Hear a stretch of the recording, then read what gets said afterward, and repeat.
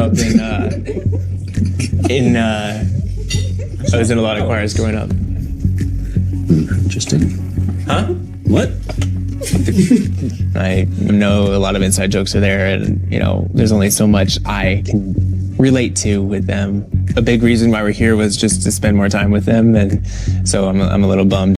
There are moments in reality TV where the drama doesn't come from the screaming matches, the tears, or the confessional bombshells. No, sometimes the loudest revelations are whispered, or in this case, muffled, a mere 3 seconds of sound that production clearly hoped would slide under the radar. 3 seconds that might just shatter the carefully packaged image Welcome to Plathville has worked so hard to present. Let's go back to Tampa. You know the scene. Mariah is on the phone, perched in a casual moment that was never supposed to be headline worthy. She's mid conversation, her voice steady, her demeanor relaxed when it happens. In the background, faint but undeniable, a male voice cuts through. Just a few words, so muffled that captions don't pick it up, but the tone is clear, a presence, a man close enough to be heard through her call. And then the micro shift. That's where everything changes. Mariah freezes for just a beat, barely long enough to notice if you weren't paying attention. But her eyes dart sideways, her shoulders tense, and her hand lowers the phone slightly. It's instinctive, defensive, as though she's been caught in a moment she didn't authorize. A flicker of guilt, fear, protection, whatever it was raw, unpolished, and utterly real. The kind of thing producers scramble to bury because it doesn't fit the narrative, and just as quickly, the moment disappears. The edit slices clean, pushing us into a confessional, a change of subject, anything but what just happened. But for those of us who watch closely, who live for the cracks in the glossy reality TV facade, those 3 seconds were deafening.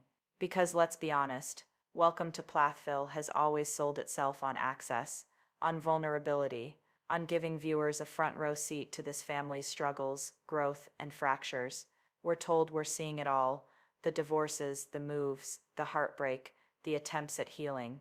But what happens when a stray soundbite hints at a whole relationship, a whole truth that we weren't supposed to see?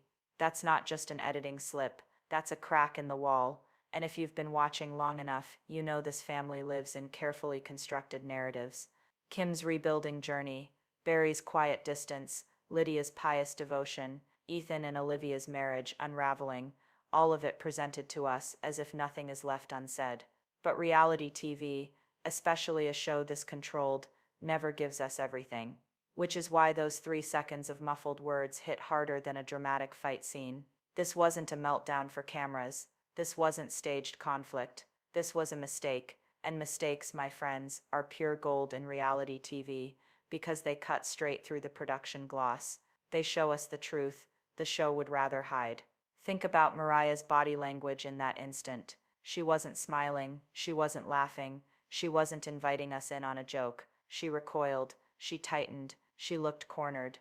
That's not the reaction of someone casually interrupted during a phone call. That's the reaction of someone who knows what the audience just heard and doesn't want the spotlight turned toward it. And let's not gloss over how quickly production rushed to cover their tracks. The abrupt cut, the confessional insert, the sudden change of topic. If this voice was nothing, if it was just background noise, why not leave it in? Why not let it play naturally? No, this was treated like a mistake that needed to be erased. And in reality TV, whenever something looks like it's being erased, that's when you know you've stumbled onto the real story. Now let me pause here because I want to hear what you think. Do you believe this was just a random background slip? Or do you agree that Mariah's reaction told us everything we need to know, that there's more to the story than the show is admitting? Drop your thoughts in the comments below, because I want to know if you caught this the same way I did. And while you're here, don't forget, I'm Sophie, and this is Reality Scandals Daily, where we break down every crack, every contradiction, every tiny slip the cameras didn't mean for you to see. If you love digging into the secrets reality TV tries to bury, hit that subscribe button and turn on notifications, because trust me, this is just the beginning. Because what looks like 3 seconds of muffled audio, that might just be the loudest clue of the entire season. Here's the thing about reality TV. It's never the big dramatic breakdowns that tell you the truth. Those are rehearsed, framed, and repeated until production gets the perfect shot. The screaming matches, the teary sit-downs, 9 times out of 10, those are polished for maximum effect. The real truth lives in the in-between, the tiny slips, the background noises, the seconds of raw footage that sneak past the editors before someone notices. That's why 3 seconds of muffled audio matters more than an entire episode of carefully orchestrated confessionals. Those unscripted moments are the cracks in the glass. They're not supposed to be there. And when they do appear, they reveal something producers and cast members alike are fighting to keep under wraps. Think back across reality TV history. How many times have fans caught storylines unraveling because of what happened in the background? On Keeping Up with the Kardashians, it wasn't always the big confrontations that mattered, but the half-heard phone calls in the next room, or the way someone slipped a pronoun that didn't line up with the public timeline. On 90 Day Fiancé, half the fan theories don't come from the confessionals at all, but from a slip of text on someone's phone that wasn't blurred enough, or a quick shot of luggage tags showing a date that doesn't match the story. Even the Bachelor franchise has been exposed by fans spotting coffee cups, cars, or rings in the background that proved filming timelines were out of sync. Reality TV superfans know the truth is never in the spotlight. It's hiding in the shadows, in the accidents, in the ups moments production can't scrub fast enough. And that's exactly why this Tampa scene matters. Mariah's phone call wasn't staged, wasn't set up to advance a narrative, at least not in that instant. It was filler footage, a bridge moment, and yet it became the single loudest clue of the season, because the background refused to play along. A man's voice, close, present, undeniable, slipping into frame. Production couldn't erase it without leaving dead air, so instead they sliced the scene short and buried it under a confessional. A sloppy patch job, but one that only draws more attention to what they wanted hidden. Now let's rewind for a second. What has this season officially been about? On paper, this is supposed to be the healing season. Kim Plath's storyline has revolved around reinventing herself, distancing from the rigid rules of her past, attempting to rebuild her image, and showing the world that she's moving on. We've been fed episode after episode of her trying to balance boundaries with her kids, create healthier dynamics, and position herself as a woman on a journey of growth. It's been polished, it's been careful, and it's been remarkably forgiving, given everything that's happened in the Plath family over the years. This season has been framed as a fresh chapter, where the past is acknowledged but not dwelled on. It's almost like the show itself is telling viewers, don't look too hard, just accept this new version of us. But then, 3 seconds of sound. Because here's the problem, if there's a male presence in Mariah's personal life, close enough to be heard in a private phone call, it undercuts the image being presented. It raises questions about who's being allowed into the family's story, who isn't, and why. It doesn't match the neat, polished narrative of healing and boundaries. It complicates things, which is exactly why producers want it buried. Think about it. This season is all about Kim's independence and Mariah's resilience. The official storyline is we've learned, we've grown, we're moving forward. But if the reality is that Mariah's hiding someone off camera, that suggests secrecy, division, and maybe even conflict within the family about who's acceptable to bring into the fold. That is not the tidy healing arc we've been sold. And fans notice the disconnect. Viewers are smarter than producers give them credit for. We see the difference between the polished confessionals and the raw reactions. We notice when an episode skips over obvious context, and we certainly catch it when someone's tone shifts because of a stray sound in the background. The contrast here is stunning. On one hand, the show is telling us, look at Kim building new boundaries, look at the family finding balance, look at Mariah standing strong as an independent woman. On the other hand, the reality whispers, but someone's there. Someone producers don't want you to know about. Someone Mariah is nervous to acknowledge on camera. And that whisper is louder than any confessional. Because when reality TV producers edit a season, every frame has a purpose. There's no such thing as random footage. If we're being shown a phone call, it's because it fits the storyline they want. So the fact that they had to chop it off mid-moment, that's the tell. That's the sign that something slipped through the cracks. And once a crack appears, you can't unsee it. It's like a windshield. One chip might look small, but it weakens the entire structure. Fans will keep poking at it, replaying it, dissecting it, until the whole glass web of the season shatters. That's why 3 seconds matter. Because those 3 seconds prove the official story is incomplete. They prove that there's a gap between what the family is living and what the show is showing. And they prove that, no matter how polished the healing journey narrative is, reality always finds a way to bleed through the cracks. So ask yourself, if 3 seconds of muffled audio can throw the whole season's storyline into question, what else is being hidden, just out of frame? Now that we've sat with this moment, let's ask the question that's been burning in every fan's mind since the Tampa call aired. Why would producers let a male voice slip into Mariah's phone call, only to chop the scene so abruptly it practically screamed cover-up? If you've been watching reality TV long enough, you know accidents rarely stay in the final cut unless there's a bigger reason behind them. So let's weigh 3 possible explanations: production rules, storyline control, and family secrecy, and hold each one against the actual evidence we saw in that episode. The first explanation is the simplest: production and release issues. In reality television, every single face, every voice, every presence on screen must sign a release form. If someone doesn't sign off, the editors are legally required to blur, mute, or cut around them. Think of the countless strangers you see blurred in grocery store shots, or the way bystanders are edited out of family outings. That's standard practice. So if the voice we heard belonged to someone close to Mariah, who never signed a release, the editors would have been forced to hide it. And that makes sense on paper. But here's the problem. When production has a release issue, they usually take care of it cleanly. They'll blur a face, add background noise to cover a stray voice, or simply use a different angle. What they don't normally do is let the unapproved voice air for 3 whole seconds before cutting away like a fire alarm just went off. That's not their usual polish, that's panic editing.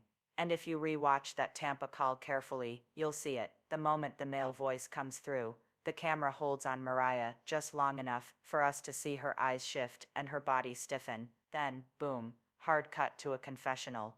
That sequence doesn't feel like routine legal cleanup. It feels like a mistake they tried to bury mid-episode. The second explanation has less to do with paperwork and more to do with storytelling. Reality TV isn't really about documenting life, it's about pacing a drama. Producers map out arcs the same way writers build a season of scripted television. There's a beginning, a middle, and a payoff. If Mariah's mystery connection was meant to become part of the storyline, producers may have wanted to hold it back, to save the reveal for later episodes.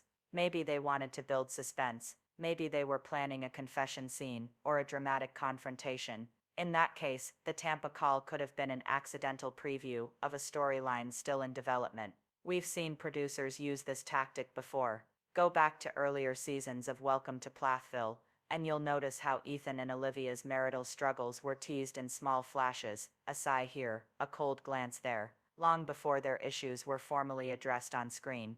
The camera loves to plant seeds. So if the male voice belonged to someone significant in Mariah's world, producers could have been waiting for the perfect moment to pull that thread. Tampa might have simply let the thread peek out too soon. And yet, when you weigh this theory against what we actually saw, it still raises questions. If producers wanted to build suspense, why not lean into it? Why not linger on Mariah's shift in body language, hold the silence a little longer, make viewers wonder? Instead, they sliced it fast, as if the entire production room hit the eject button. That doesn't read like a carefully placed breadcrumb. That reads like fear of exposure. Which brings us to the third explanation, the one fans can't stop debating: family secrecy. Because let's be honest, the Plath's entire existence on reality TV has been about image management. This family has been selling a brand since day one, first as a united front of conservative values, and later as a fractured unit negotiating freedom, rebellion, and reinvention. Every season, the stakes aren't just emotional, they're financial. Their reputation as a family directly ties into their ability to keep this show alive. If there's something, or someone that doesn't fit the narrative, the instinct is to hide it. And when you think about it in that light, the Tampa call makes perfect sense. A male voice in Mariah's life might complicate the image producers and the family want presented. It could trigger backlash, spark questions they aren't ready to answer, or drag attention away from the official story of Kim's healing and Mariah's resilience. The fastest way to protect the brand. Pretend it never happened. Chop the scene, cover it with a confessional, and hope viewers let it slide. But of course, viewers didn't let it slide. Fans replayed, dissected, and clipped those 3 seconds until the Tampa call became one of the most talked about micro moments of the season. And the more you study it, the more the family secrecy theory seems to hold weight, because everything about the edit screams containment.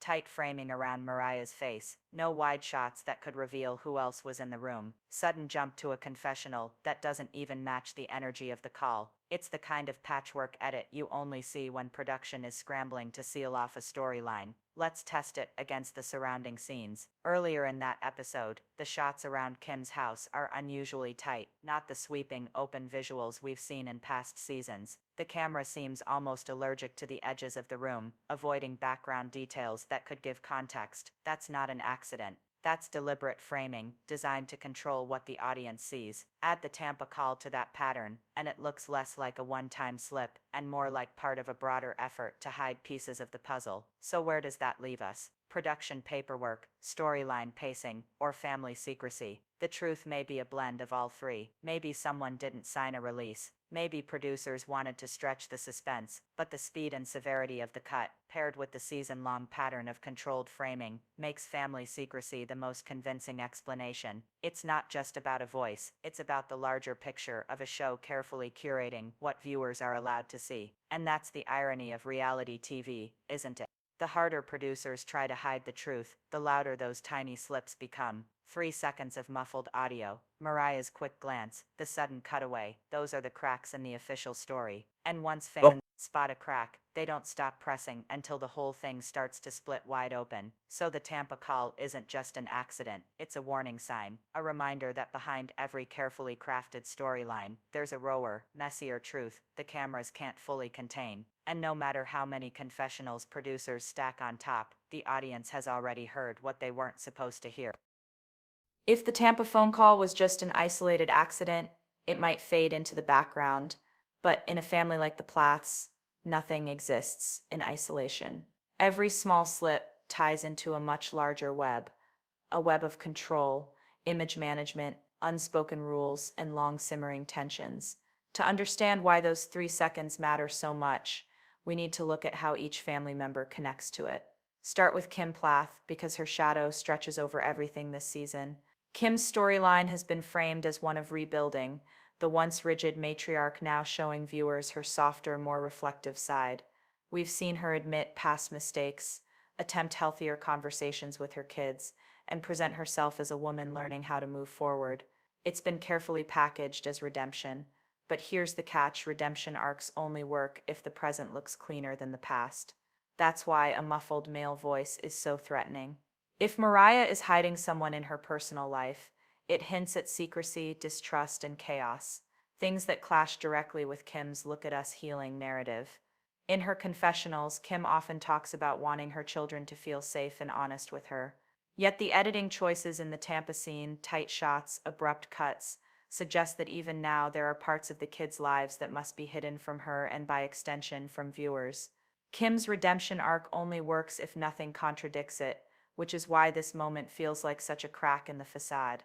Then there's Mariah herself, the center of this storm. Her reaction in Tampa was so quick, so defensive, it told its own story. This is a young woman who has spent years under scrutiny, first from her strict upbringing, then from the cameras, and now from fans dissecting her every move. We've seen her cycle through rebellion, heartbreak, and attempts at independence. In past confessionals, Mariah has admitted how hard it is to balance her desire for freedom with the family's watchful eye. That flinch in Tampa wasn't just about a stray voice, it was about years of conditioning. When you've grown up in a house where every choice was monitored, even as an adult, your instinct is to protect whatever parts of your life you can keep private. The male voice didn't just expose a secret presence, it exposed Mariah's reflex to hide. Micah's role in all this is fascinating, because he often positions himself as the peacemaker, the one who tries to keep the family connected even as everyone drifts. We've watched him navigate his modeling career, his independence, and yet still return home to smooth tensions. In group scenes, Micah tends to diffuse rather than inflame, but the Tampa call undercuts his balancing act. If there's someone in Mariah's life the family doesn't want acknowledged, Micah is caught in the middle. He's the brother who wants harmony, but harmony becomes impossible when secrets are at play. Earlier this season, his confessionals hinted at frustration with the constant push and pull, wanting everyone to just be honest with each other. That desire collides head-on with the secrecy suggested in Tampa. Micah's calm presence starts to look less like balance and more like a fragile bandage stretched too thin. And then there's Lydia. Sweet, devout, resistant to change Lydia. Out of all the siblings, she's the one who clings most tightly to the family's old values. We've seen her discomfort when others stray from the faith or lifestyle she still embraces. She prays for them, worries about them, and often avoids conflict by retreating into her own routines. For Lydia, a hidden male voice in Mariah's world isn't just a slip of editing, it's confirmation of her fears. She's the one who wants everything out in the open, clearly aligned with the family's values. When she watches back this season and sees her sister flinch, she's not just watching TV, she's watching her worldview threatened. That's why Lydia often seems uneasy in group scenes, glancing away or folding into herself when things get tense. Her discomfort isn't only about change in the family, it's about secrets that change represents. Barry Plath plays a quieter role, but his distance is telling. This season he's been more reserved, often shown in the background rather than center stage. He's the steady presence, the father who once enforced strict rules, but now seems to be quietly observing as the family splinters and reconfigures. The Tampa call underscores his detachment. Barry doesn't jump into the kids' drama, he doesn't push into their secrets. He lets the tension sit, which can read as calm but also as disengagement. For a man who once demanded control, his silence now feels like a choice, maybe even a coping mechanism. The tighter the family tries to control its image, the more Barry recedes into the background. His distance only highlights how much pressure everyone else is under to hold the pieces together. And of course there are Ethan and Olivia. Their storyline this season has been marked by detachment, not just from Kim and Barry, but from the family as a whole. Ethan's estrangement, combined with Olivia's long-standing issues with Kim, places them on the fringes. They're part of the family web, but in a way that makes them spectators rather than participants. When a moment like the Tampa call slips through, Ethan and Olivia aren't directly involved, but their absence is part of the story. Because secrecy in the Plath family doesn't just affect those inside the house, it ripples outward. Ethan has often said he struggles with trust and honesty within his family, and Olivia has been vocal about feeling misrepresented or silenced. The Tampa slip, in its own way, validates their distance. It proves the family is still guarding parts of the truth, still shaping their image rather than showing their reality. So when you look at the Tampa call through the lens of the whole family, it's no longer just about Mariah's flinch, it's about Kim's carefully constructed redemption arc, threatened by exposure. It's about Micah's attempts to hold peace, stretched thin by secrets. It's about Lydia's unease, her prayers clashing with the reality of change. It's about Barry's quiet withdrawal, a silence that leaves everyone else scrambling. And it's about Ethan and Olivia's decision to step back, a choice that looks more justified every time another crack appears in the family's story. This is why 3 seconds matter. Because in a family web this tangled, one tiny slip tugs at every strand. You can try to edit it away, cut to a confessional, or frame it tight so viewers can't see the edges. But the truth has already threaded itself through every member of the family. The Tampa call wasn't just background noise, it was the sound of the web shaking. And once it shakes, you can't stop viewers from asking who's pulling at it, and why the Plaths are so desperate to keep it hidden. When people think about reality TV, they often imagine cameras rolling and families simply living their lives in front of the lens. But fans who've been watching shows like Welcome to Plathville long enough know that's never the whole story. What you see on screen is a carefully curated collage, not raw reality, but a reality sculpted, sanded, and shielded by producers and editors. And in the case of the Tampa phone call, the technical choices made behind the camera are just as revealing as the muffled voice itself. Let's start with the most obvious, the tight camera shots. When that infamous call went down in Kim's Tampa rental house, the camera didn't pull wide. It didn't give us a full view of the room, who was there, or what exactly was happening around Mariah. Instead, the lens stayed tight, closing in on her reaction, while cropping out the environment. That's not an accident.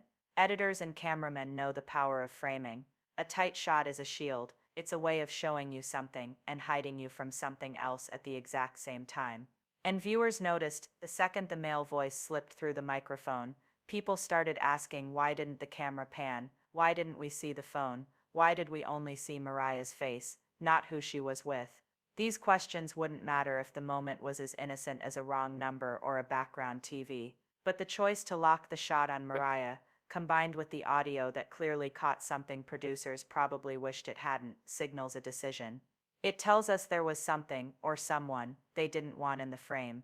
Then there are the pronoun slips, one of the oldest breadcrumbs in reality TV editing. Fans with sharp ears have caught moments all season where family members stumble mid-sentence, switch from they to he, or pause just a little too long before naming someone. On its own, a pronoun slip could be chalked up to nerves or natural speech. But stacked against the Tampa moment, those slips start to form a pattern. Editing usually cleans those up. Producers can splice together confessionals until a sentence flows smoothly.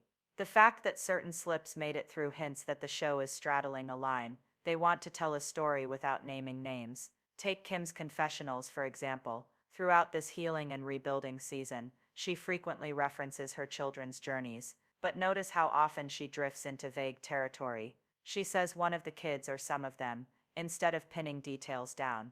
That vagueness serves a purpose. It gives producers flexibility. It lets them reframe arcs later in the season if new storylines emerge. But to fans, it also feels like smoke. If you're talking about healing, why hide who's healing from what? If Mariah's phone call was truly unimportant, why all the verbal gymnastics? Now let's talk about abrupt timeline cuts, another production choice that screams louder than words. The Tampa episode in particular is filled with jarring transitions. One moment Mariah's in the middle of a call, the next she's in a confessional reflecting on trust and boundaries. The cut is so sharp, it practically begs viewers to fill in the gap. That's the thing about reality TV editing. When the timeline doesn't flow, it's rarely because producers are sloppy. It's because they're carving out something they don't want you to see. Fans on Reddit and Twitter, or X, depending on where you're scrolling, have been clocking these jumps all season. They'll post side-by-side screenshots, pointing out how outfits or props shift mid-conversation. A drink on the counter disappears, a hairstyle changes, or the lighting shifts just enough to prove that what you thought was a continuous moment was actually spliced from 2 different days. These breadcrumbs aren't mistakes, they're signs. They remind us that the Plaths are never just living life, they're performing a version of life shaped by editing scissors. And here's the kicker. Fans notice more now than ever before. Reality TV used to get away with smoothing over these inconsistencies. But audiences have gotten sharper, more suspicious, and infinitely more online. The internet has turned reality TV viewing into a forensic investigation. The second something doesn't add up, fans pause, screenshot, zoom in, and dissect. They're not just watching the show, they're studying it like evidence in a trial. And when the Tampa phone call aired, that 3-second muffled voice became Exhibit A. The editing shield, then, is a double-edged sword. On one hand, it protects the family from showing too much, maybe shielding Mariah's private life, maybe preserving Kim's redemption storyline, maybe hiding a figure who hasn't signed release forms. But on the other hand, the shield makes fans dig harder. The more producers crop, cut, and reframe, the more viewers ask, what are they hiding? Who are they protecting? The shield doesn't erase suspicion, it multiplies it. We've seen this before in other reality series. Think about the infamous coffee cup left on the table in Keeping Up with the Kardashians, revealing that a supposedly spontaneous scene had been filmed months later, or the moment in Real Housewives when a microphone caught a producer whispering directions, blowing up the illusion of just being real. Welcome to Plathville may not be as flashy as those shows, but the mechanics are the same. Every abrupt cut, every pronoun slip, every too tight shot is a breadcrumb leading viewers toward the truth behind the curtain. What makes the Plath case unique is how much the family's brand depends on the illusion of transparency. From season 1, the hook was that this was a strict, sheltered family learning to navigate the real world in front of us. The promise was honesty, raw conversations about faith, freedom, and family fractures. But honesty on reality TV is never unfiltered. It's layered under contracts, edits, and image management. So when fans catch even a whiff of manipulation, It feels like betrayal. It feels like the producers broke the contract with the audience. That's why the Tampa phone call has exploded the way it has online. It wasn't just a muffled voice, it was proof that the shield is there, proof that what we're seeing has been carved down to fit a narrative. The call itself lasted seconds, the fallout has lasted weeks. Every fan theory, every comment section debate, every video breakdown stems from that tension between what we heard and what we weren't shown. And producers know this. They rely on it, in fact. By letting just enough slip through, they keep fans talking, keep social media buzzing, and keep people tuning in next week hoping for more crumbs. Editing shields truth, but it also teases it. The Tampa scene wasn't just a mistake, it was bait, a breadcrumb trail designed to keep us invested, even as we know we're only seeing fragments of the bigger picture. In the end, production choices aren't background noise, they're the story behind the story. Tight shots tell us what we weren't allowed to see. Pronoun slips remind us that names are being avoided. Abrupt cuts highlight the spaces where reality has been shaved away, and fans sharper than ever are piecing those clues together like detectives. The Tampa phone call may have been short, but its ripple effect reveals the mechanics of the entire season. It shows us how editing doesn't just tell the Plath story, it hides it. And every time the scissors cut too clean, every time the camera crops too tight, every time a timeline skips a beat, the shield becomes visible. And once the shield is visible, the audience can never unsee it. The Tampa phone call is only 3 seconds long, but the ripples are still spreading. And here's the question fans can't stop asking. How does a secret like this actually break wide open? Because in a family this tightly wound, with producers, contracts, and years of image management layered on top, truth doesn't just walk out the front door. It escapes in cracks, in slips, in confrontations nobody could fully control. And right now, 3 possible scenarios loom. First, accidental exposure. Reality TV thrives on accidents. A microphone picks up a whisper that wasn't meant for us. A camera catches a reflection in a mirror. A fan snaps a photo in a restaurant and posts it online before the network can spin it. The Plaths may think they can shield the truth, but all it takes is one stray frame. That muffled male voice in Tampa was already a fluke, the kind of slip editors usually erase. The fact that it aired at all means other cracks are possible. Imagine if a background shot accidentally showed Mariah's phone screen, or if a fan spotted her with the same person whose voice we heard. Once that thread unravels, no amount of editing can stitch it back together. Second, an internal family confession. Secrets rarely stay secrets forever in this family. Think back on past seasons, the hidden rifts, the unspoken rules, the sudden confessionals that changed everything. Sometimes it only takes one sibling breaking under the weight of silence. Lydia, with her discomfort around secrecy, could easily be the one to drop a prayerful hint in a confessional. Micah, tired of balancing peace, might blurt something out in frustration. Even Kim, who's been trying to stage a redemption arc, has a habit of letting too much slip when she's on camera reflecting about her children. The Tampa voice doesn't need to be named outright. It could surface through implication, a half sentence, or a sigh, in a confessional, that tells us the truth without ever saying it directly. Third, direct confrontation, and this is where Olivia comes in. If there's one family member who has consistently refused to play by the Plath image first rule, it's her. Olivia has been vocal, blunt, and unwilling to let things slide when they don't line up. If anyone is going to cut through the shield, it's her. She's called out the family's patterns before, and she's savvy enough to pick up on production inconsistencies. Imagine Olivia sitting across from Mariah, raising an eyebrow, and saying what every fan is already thinking. So who was that on the phone in Tampa? A confrontation like that doesn't just blow open the secret, it forces the entire family to react on camera, with no cutaway confessionals strong enough to paper over the fallout. And the stakes, they couldn't be higher, because this isn't just about a 3-second voice, it's about betrayal. If one sibling is hiding something major while still filming scenes about trust and healing, the others will feel used. It's about secrecy.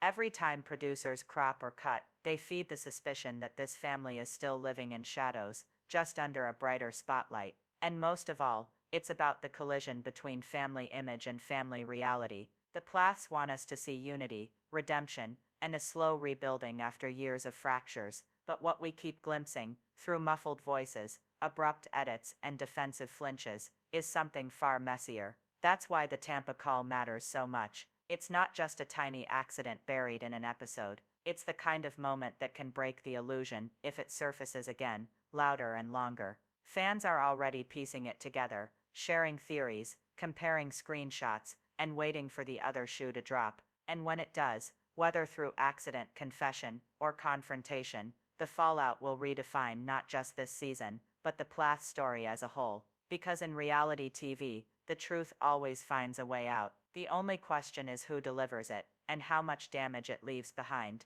So now I want to hear from you. Do you think it was just production shielding, or do you believe the muffled voice points to something much bigger? Will it be Lydia who cracks, Olivia who confronts, or a fan who exposes the truth before the family can stop it? Drop your theories in the comments. I'll be diving in and replying. And if you want every update, every new breadcrumb as this story unravels, make sure you're subscribed and have notifications on, because if the Tampa voice is the start of the unraveling, you're not going to want to miss how this web finally breaks.